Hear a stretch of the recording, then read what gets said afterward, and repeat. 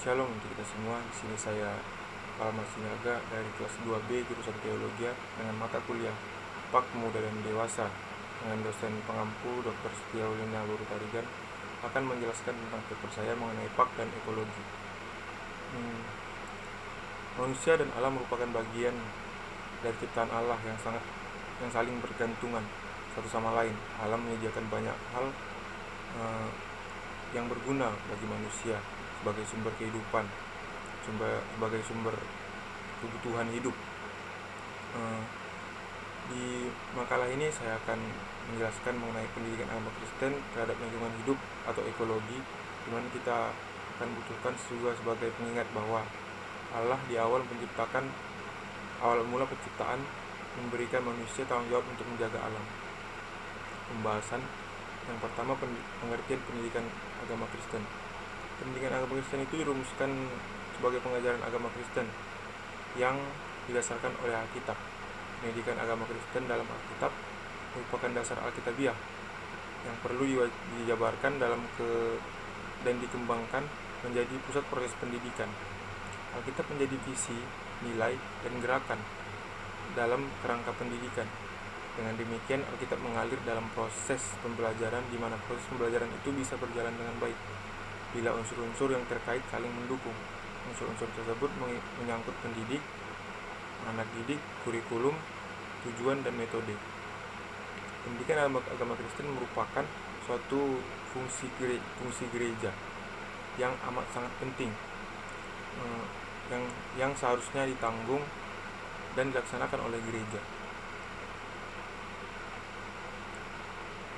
Dengan menerima segala pendidikan itu, segala pelajar, muda dan tua, memasuki persekutuan iman yang hidup dengan Tuhan sendiri, dan oleh dalam Dia mereka terhisap pada persekutuan jemaat-jemaatnya yang mengakui dan memuliakan nama Tuhan. Selanjutnya adalah ekologi.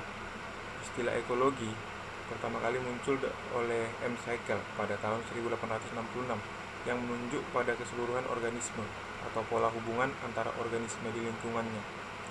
Kata ekologi berasal dari kata Yunani oikos dan logos, yang berarti secara harfiah berarti rumah dan pengetahuan.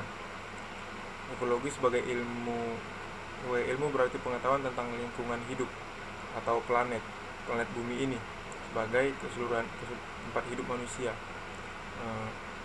Jadi lingkungan hidup selalu harus dipahami dalam arti oikos, yaitu planet bumi ini. Sebagai oikos, bumi ini mempunyai fungsi yang sangat penting, yaitu sebagai kediaman dan sumber kehidupan untuk manusia. Ekologi ini mempelajari bagaimana makhluk hidup sangat mempertahankan kehidupannya dengan mengadakan hubungan antara makhluk hidup dan dengan benda tak hidup di dalam tempat hidupnya atau lingkungannya. Selanjutnya, dasar-dasar pengelompokan ekologi. Yang pertama, lingkungan fisik. Lingkungan fisik disebut juga dengan lingkungan organik, adalah segala sesuatu di sekitar manusia yang berbentuk benda mati, seperti bebatuan, mineral, tanah, air, dan energi matahari. Termasuk juga benda-benda buatan yang diciptakan atau dibuat oleh manusia. Selanjutnya adalah lingkungan biologis. Lingkungan biologis yang disebut juga lingkungan organik adalah semua makhluk hidup yang di sekitar manusia, contohnya hewan dan tumbuh-tumbuhan. Setiap makhluk hidup itu mempunyai peran penopang kehidupan dalam ekosistem bumi. Karena itu, sama seperti planet bumi, setiap unsur dalam planet berimpun tidak ada yang boleh hilang atau musnah. Karena dengan demikian ekosistem tidak akan balance atau tidak akan pincang, terganggu. Selanjutnya adalah lingkungan sosial. Lingkungan sosial ini adalah interaksi antara manusia dengan sesamanya, contohnya dengan teman, dengan tetangga, ataupun dengan orang-orang yang belum dikenal sebelumnya. Selanjutnya adalah hubungan manusia dengan alam. Manusia merupakan bagian terkecil dari planet bumi ini, namun manusia mempunyai potensi yang besar untuk mengubah dan memanipulasi lingkungannya. Ada 3 bentuk hubungan lingkungan hidup dengan manusia yang pembedanya dapat dibandingkan dengan mengikuti pola perkembangan hubungan manusia terhadap alam yang diperlihatkan secara objektif dalam perkembangan ekonomi, dan kebudayaan masyarakat tertentu. Yang pertama adalah kesetaraan manusia dengan alam. Dalam masyarakat tradisional, manusia dan alam sederajat. Hubungan manusia dan lingkungannya adalah hubungan yang bersifat kontinuitas. Bahkan manusia sering melihat dirinya lebih kecil. Manusia dalam mikrokosmos, dari mikrokosmos itu yaitu alam ini. Manusia berusaha menyesuaikan diri dengan melaraskan kehidupan dengan alam. Yang kedua adalah manusia menguasai dan mengeksploitasi alam. Teknologi memungkinkan manusia dapat mengubah lingkungan alamiah menjadi lingkungan buatan. Misalnya, hutan diubah menjadi tanah pertanian, tempat pemukiman, dan sebagainya. Contohnya ya seperti yang kita lihat, banyak hutan-hutan yang digusur hanya untuk mendirikan sebuah perumahan atau pemukiman. Selanjutnya adalah alam menguasai manusia. Manusia modern sering dilanda oleh fobia dan mania, di mana dalam penyalurannya mereka tidak jarang menjadikan alam sebagai sasaran, bukan dengan kecil-kecilan, melainkan dengan besar-besaran dalam mega proyek contohnya, untuk mencari nama, membangun macam-macam proyek raksasa secara tidak menghargai lingkungan. Mereka asal-asal menggusur atau menebang pohon, memusnahkan alam hanya untuk mendirikan sebuah bangunan, atau hanya untuk sebagai mendirikan proyek-proyek besar. Selanjutnya adalah krisis ekologi. Perkembangan sains yang ditandai dengan kemajuan sains dan teknologi ternyata tidak seluruhnya menyelesaikan hilangnya problematika kehidupan manusia. Masih banyak masalah-masalah yang muncul yang belum diselesaikan manusia dengan sains dan teknologi. Ternyata justru kian membuat problem menjadi semakin pelik. Perkembangannya tengah menyiksakan berbagai macam krisis seperti kemiskinan, ketidakadilan, ekonomi, politik, informasi, termasuk menurunnya kualitas kesehatan dan kurangnya kesadaran diri manusia terhadap lingkungan. Contohnya banyak manusia yang merusak alam hanya untuk kepuasan semata.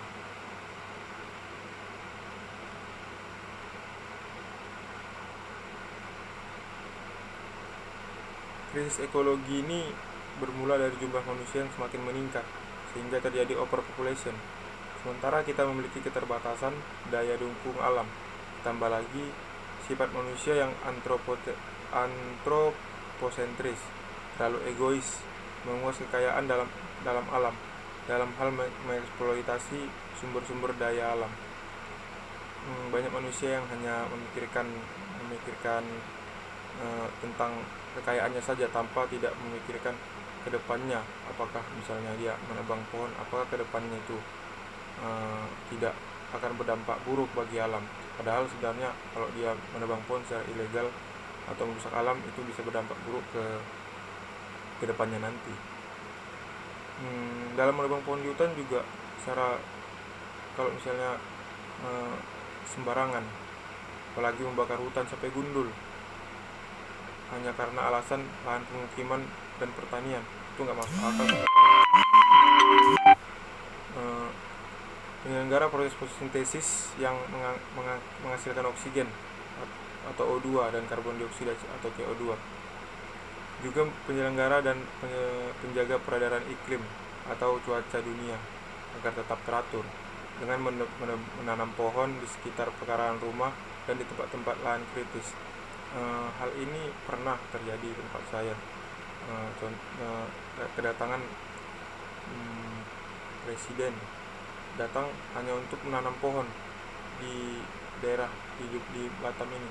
Jadi sebenarnya sudah banyak contoh-contoh yang diberikan bahkan oleh pemerintah juga. Namun balik lagi, mungkin masih ada oknum-oknum tertentu yang tidak mementingkan hal tersebut dan hanya mementingkan diri sendiri. Selanjutnya adalah pengertian ekologi menurut beberapa ahli.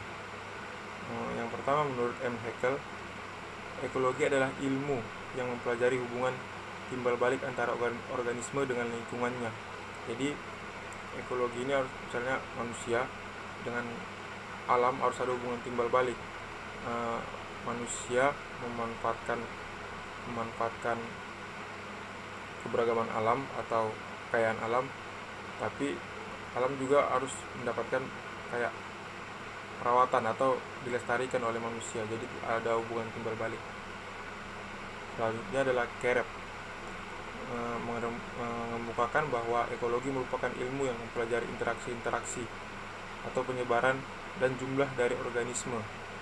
Selanjutnya Pianka menyatakan bahwa ekologi adalah ilmu yang mempelajari hubungan antara organisme dan seluruh faktor fisik dan biologi yang mempengaruhi dan dipengaruhinya. Selanjutnya ada Lynn Margulis menyatakan bahwa studi ekonomi bagaimana manusia dapat membuat kehidupan. Studi ekologi bagaimana tiap binatang lainnya dapat membuat kehidupan. Selanjutnya adalah Mike Nickerson juga menyatakan bahwa ekonomi 3/5 dari ekologi. Sejak ekosistem menciptakan sumber serta membuang sampah, yang mana ekonomi menganggap dilakukan untuk bebas. Selanjutnya ada Ernest Haeckel juga mengukuhkan bahwa ekologi adalah ilmu yang mempelajari seluk-beluk hubungan antara komponen organik serta anorganik di sekitar lingkungannya. Manfaat dari ekologi.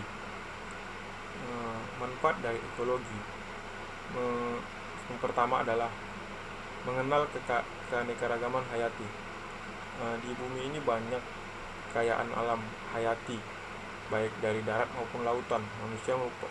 Manusia melakukan eksplorasi untuk mengenali dan menginventaris jenis-jenis makhluk hidup, baik itu yang di darat maupun yang di laut. Dengan begitu, manusia juga mempelajari dan memperkaya pengetahuan akan makhluk hidup dan lingkungannya. Ilmu yang didapatkan melalui penelitian dapat dimanfaatkan oleh manusia. Contohnya manfaat di dunia medis, pembuatan vaksin contohnya, atau obat-obat penyakit yang dapat diciptakan manusia dari hasil mempelajari virus-virus atau bakteri yang tumbuh menyerang tubuh manusia. Contoh lain yaitu di dunia industri, teknik pembuatan protein yang tinggi dari ikan dapat didapatkan dari pengetahuan bahwa ikan di suhu 0 derajat atau di kutub utara dapat bertahan hidup. Yang kedua, mengenal lebih dalam tentang makhluk hidup. Ilmu ekologi memiliki cabang ilmu, salah satunya ilmu biologi. Mempelajari perilaku satwa dapat dimanfaatkan manusia untuk memenuhi kebutuhannya. Sebagai contoh, penemuan dan penggunaan sonar oleh manusia. Sonar itu digunakan pada kapal untuk mendeteksi hewan-hewan di dalam laut, contohnya lumba-lumba atau ikan-ikan lainnya. Contoh lainnya itu hewan-hewan yang dulunya liar seperti ayam, sapi, domba, dan anjing itu dapat dijadikan hewan ternak dan peliharaan. Bahkan contohnya ayam itu bisa dipelihara dan menjadi sumber penghasilan. Yang ketiga, membantu mengetahui dampak terhadap lingkungan. Contohnya seperti ini, pestisida bertujuan membasmi hama yang dinamakan DDT atau hama lainnya. Penggunaan mampu membasmi hama, yang penggunaannya ini mampu membasmi hama yang mengganggu namun lama-kelamaan berdampak pada ekologi, yaitu misalnya kan itu mengandung bahan kimia, jadi racun. Jadi pestisida tersebut mengakibatkan kerusakan pada telur burung. Kalau misalnya di dekat itu ada sarang burung atau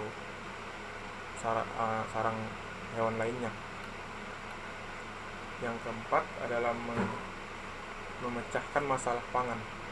Jika kita ingat di mana kedudukan manusia pada rantai makanan, yaitu adalah yang paling tertinggi, tentu saja berada pada tingkat tertinggi sebagai omnivora. Seluruh makhluk hidup di bumi ini berada pada satu siklus. Ilmu ekologi ini menjelaskan bahwa makanan yang dikonsumsi manusia itu adalah urutan materi dari makhluk hidup lain, yaitu dari produsen, konsumen, primer, hingga konsumen sekunder atau tersier. Semakin banyak jumlah makhluk hidup pada tingkatan topik di bawahnya, demi memenuhi kebutuhan makhluk hidup tersebut di tingkat makanan, rantai makanan itu akan semakin tinggi. Ringkasnya seperti ini: jika manusia vegetarian makan sayur-sayuran, maka produksi sayur-sayuran harus lebih banyak. Atau jika manusia omnivora, memang omnivora, tapi yaitu makan segalanya, berarti dari segi jenis tumbuh-tumbuhan atau hewan-hewanan juga harus membutuhkan jumlah yang lebih. Yang kelima, membantu memecahkan masalah pertanian. Suburan tanah sebagai contoh memiliki korelasi dengan makhluk hidup yang terkandung dalam tanaman pertanian, yang bergantung pada interaksi antara mikroorganisme dan tanaman itu tersendiri, karena tanaman membutuhkan nitrat dan amonium yang tidak dia dapat dari fotosintesis tumbuhan itu sendiri. Selanjutnya yang keenam adalah memecahkan masalah kesehatan. Masalah kesehatan atau penyakit pada manusia banyak terjadi akibat interaksi dengan hewan. Contohnya adalah virus flu burung yang disebabkan oleh unggas. Hal ini dapat dihindari dengan cara dicarikan solusi atau melibatkan ilmu ekologi dan interaksi antara hewan dan lingkungannya. Sebagai contoh solusi untuk mengatasi demam berdarah contohnya. Orang yang terkena gigitan nyamuk Aedes aegypti contohnya, dengan mempelajari cara hidupnya, yaitu bertelur pada air bersih dan menggenang, maka manusia dapat menghindari penyakit demam berdarah, yaitu dengan melakukan 3M, yaitu menutup, menguras, dan mengubur di rumah, seperti yang sudah disarankan oleh pemerintah. Jadi kalau misalnya ada genangan air, ditutup. Kalau misalnya ada sampah-sampah yang bisa menyebabkan genangan air itu bisa dikubur, atau ada genangan air lain yang jumlahnya banyak itu bisa dikuras. Ekologi dan Alkitab. Dari mula penciptaan dunia ini, kita dapat melihat bahwa segala sesuatunya di dalam alam ini bergantungan. Contohnya, Tuhan itu menciptakan tumbuh-tumbuhan, bahkan Tuhan menciptakan semuanya di bumi ini, dan manusia diperintahkan untuk menjaganya. Jadi sebenarnya kita sebagai manusia itu sudah harus menjaga alam, karena itu sudah perintah dari Tuhan dan sudah dituliskan di Alkitab. Jadi kalau kita sebenarnya merusak alam, itu sebenarnya sama saja sebenarnya kita sudah melanggar perintah dari Tuhan. Allah itu menciptakan manusia salah satunya untuk memenuhi, menguasai, dan memelihara alam semesta sebagai tempat yang lestari. Di dalam Alkitab juga kita melihat bagaimana jatuhnya manusia ke dalam dosa. Dosa berpengaruh terhadap bencana alam yang dahsyat bagi kelangsungan hidup alam dan segala ciptaannya. Jadi sebenarnya kalau kita merusak alam itu sudah pasti kita akan mendapat konsekuensi seperti bencana alam. Banyak bencana alam yang terjadi karena manusia yang teledor atau yang sembarangan. Contohnya seperti menebang pohon, itu bisa berakibat kurangnya reboisasi atau penyerapan air, jadi atau longsor. Jadi sering banjir atau sering longsor di suatu tempat tersebut karena pohon-pohon yang ada di sana sudah ditebang atau dibakar secara sembarangan. Selanjutnya adalah jenis-jenis ekologi. Yang pertama adalah ekologi tumbuhan. Ekologi tumbuhan ini adalah berbagai jenis tumbuh-tumbuhan yang ada di alam. Sebagai objek tumbuhan adalah organisme hidup di bumi ini. Contohnya tumbuhan-tumbuhan yang ada di sekitar kita, yang baik yang berbuah maupun tidak berbuah, itu mempunyai fungsi masing-masing. Arti lain dari ekologi tumbuhan ini adalah kajian tentang hubungan timbal balik antara tumbuhan dan lingkungannya. Ekologi tumbuhan juga mengkaji seluruh faktor lingkungan yang berpengaruh terhadap keberadaan suatu spesies tumbuhan di suatu daerah tertentu. Selanjutnya adalah ekologi laut, yaitu ilmu yang mempelajari tentang hubungan timbal balik antara suatu organisme lain dengan organisme lainnya, serta dengan komponen lingkungan yang ada di bawah perairan laut. Sebagai contohnya, perairan laut meliputi interidal atau perairan oseanik, perairan laut jeluk. Yang ketiga adalah ekologi hewan. Ekologi hewan ini cabang ekologi yang memusatkan kajian tentang hubungan antara hewan dan lingkungan hidupnya. Contohnya adalah hewan dan manusia. Seperti ini.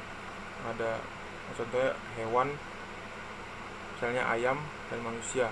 Manusia itu beternak ayam untuk ada yang untuk pribadi atau untuk nantinya dimakan pribadi, dan ada juga yang untuk mengambil telurnya, ada juga yang untuk dijual ayamnya. Pekerjaan yang berkaitan dengan ekologi hewan pertama kali dilakukan oleh ahli zoologi yang berkebangsaan Inggris, yaitu Charles Elton, di mana kajiannya pada masa itu masih terbatas karena populasi hewannya masih banyak yang liar. Selanjutnya adalah ekologi manusia. Ekologi manusia merupakan timbal balik antara manusia dengan lingkungan hidupnya. Contohnya manusia dengan alam, dalam arti bahwa tempat keterikatan antara manusia dengan komunitas biologis atau alam maupun dengan komunitas sosial masyarakat. Ekologi manusia menekankan pada penyebaran manusia dan variabel sosialnya.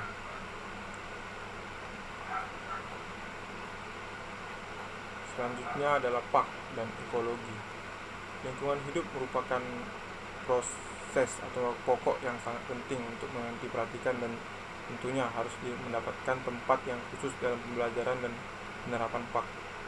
Jadinya lingkungan hidup yang baik dan sehat sangat mendukung bagi perkembangan atau pertumbuhan tubuh yang sehat pula. Manusia sebagai makhluk sosial pasti akan selalu bersentuhan dengan lingkungan sekitar atau dengan sesamanya. Lingkungan inilah yang secara langsung atau tidak langsung dapat memenuhi karakter manusia tersebut sebagai peserta dan pendidik. Lingkungan secara sempit dapat dimaknai sebagai alam sekitar di luar manusia atau sekelompok. Sedangkan lingkungan secara luas dimaknai mencakup segala material dan stimulus di dalam dan di luar individu, baik yang bersifat fisiologis, psikologis maupun sosiokultural. Cara utama PAK dalam berperan dalam permasalahan ekologi adalah pengajar PAK harus membangun pengertian peserta didik bahwa kerusakan lingkungan berdampak buruk pada ulah manusia yang tidak perlu akan lingkungan di sekitar. Kodrat utama pengajaran PAK adalah bagaimana ia mampu membawa firman Allah yang tertulis dalam Alkitab untuk dikomunikasikan dan diajarkan serta dikemas dalam kaitan kepada permasalahan ekologi. Cara yang bisa dilakukan misalnya memberikan penjelasan kepada naradidik dan masyarakat tentang pentingnya manusia menjaga alam atau lingkungan dengan baik seperti yang diperintahkan Allah dalam Alkitab kepada Adam untuk mengusahakan dan menjaga taman yang dijadikan Allah itu, tertulis dalam Kejadian 2 ayat 15. Bumi dan isinya dijadikan Allah dengan baik untuk tujuan yang baik pula. Tanah, tanaman, air, dan yang lainnya akan tetap baik jika dipelihara dengan baik. Semuanya sudah diciptakan Allah dengan sempurna. Pendidik PAK mendorong naradidik bahwa tugas manusia adalah memelihara, menjaga, menikmati, dan terus mengusahakan agar tetap menghasilkan yang baik. Oleh sebab itu, orang percaya perlu lebih peduli terhadap isu-isu lingkungan. Tidak bisa dipungkiri kecenderungan misi kaum Injili atau para pendidik PAK seringkali hanya berpusat pada cara meyakinkan dan mendorong seorang untuk menjadi Kristen dengan hanya membicarakan masalah-masalah doktrial Alkitab suci. Berbagai metode dan kreativitas dituangkan di kehidupan kekal. Berbagai metode dan kreativitas dituangkan dalam pembelajaran isi kitab suci yang bermuara bagaimana kehidupan kekal, akan tetapi tidak belajar peduli terhadap keberlanjutan alam di kehidupan saat ini. Padahal ada jiwa yang melayang akibat alam karena dieksploitasi oleh perbuatan manusia. Jadi banyak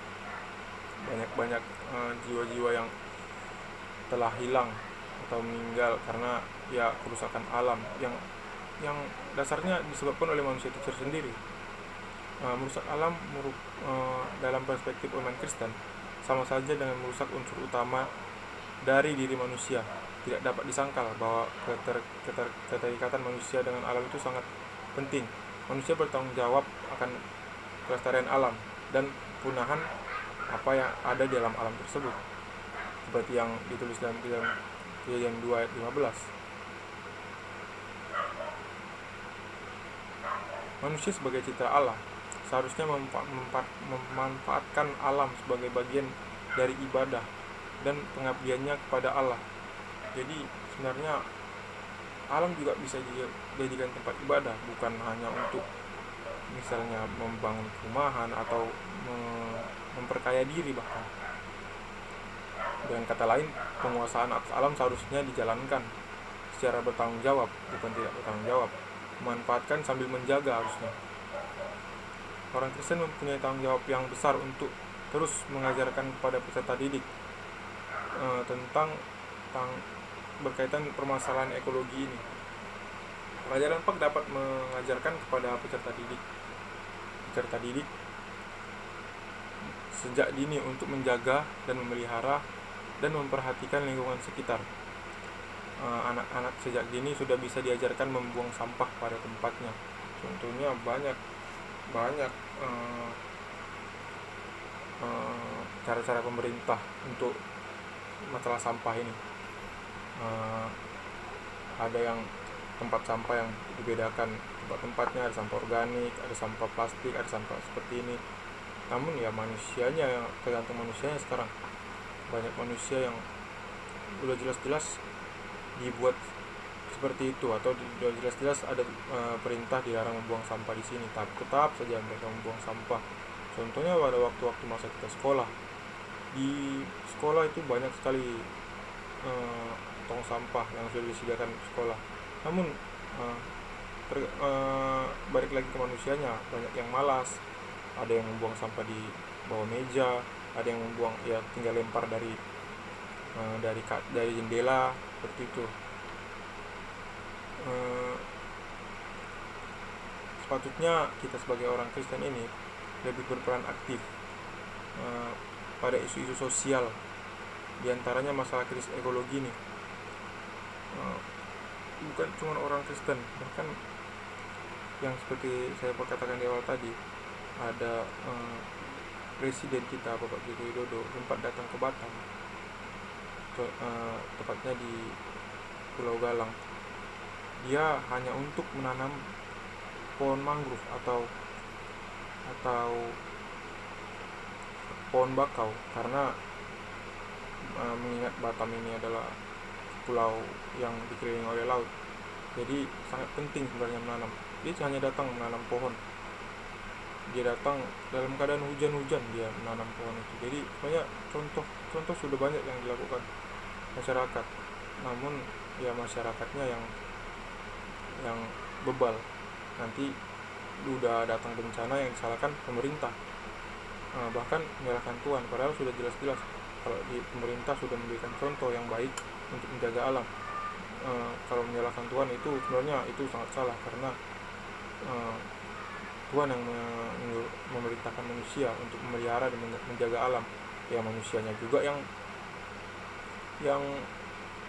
melanggar atau merusak alam, itu sama aja dia melanggar perintah Tuhan. Kesimpulan dari materi yang saya paparkan barusan adalah alam adalah ciptaan dan karya dari Allah, maka Allah adalah pemilik dan yang berdaulat atas seluruhnya, termasuk manusia. Karena alam adalah ciptaan Tuhan, maka alam tidaklah ilahi dan oleh karena itu alam tidaklah perlu disembah. Jadi yang kita sembah itu Tuhannya, bukan alamnya. Jadi kalau masih ada orang yang menyembah-nyembah alam itu, berarti dia bukan orang Kristen. Akan tetapi alam mempunyai nilai intrinsik, sebab alam itu diciptakan baik oleh Allah.